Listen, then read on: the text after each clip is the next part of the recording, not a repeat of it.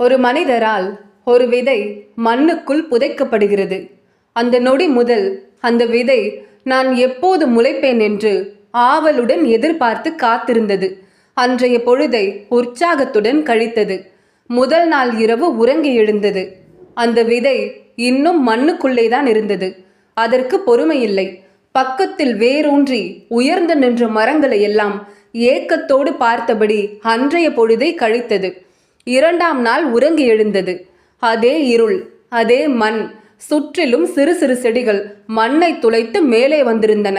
அவற்றை பார்த்து பெருமூச்சு விட்டபடி அன்றைய நாளை கழித்தது. மூன்றாம் நாள் உறங்கி எழுந்தது.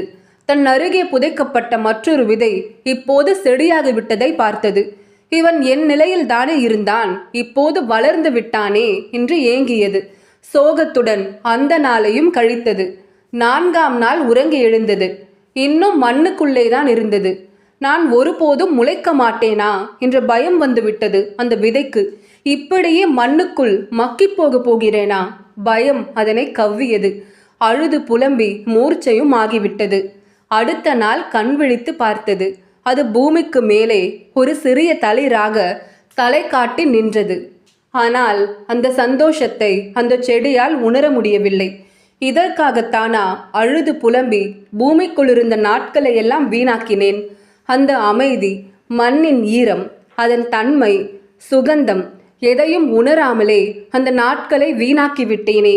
இனி என்னால் அந்த நிலைக்கு திரும்ப முடியாதே என்று வருத்தப்பட்டது. பாவம் அந்த செடி நாளைய நாளை எதிர்பார்த்து கொண்டே அன்றைய பொழுதை தொலைத்து விட்டது. மனிதர்களாகிய நாமும் பல நேரங்களில் அப்படித்தானே நடந்து கொள்கிறோம். மற்றொரு கதையுடன் சந்திப்போம். நன்றி.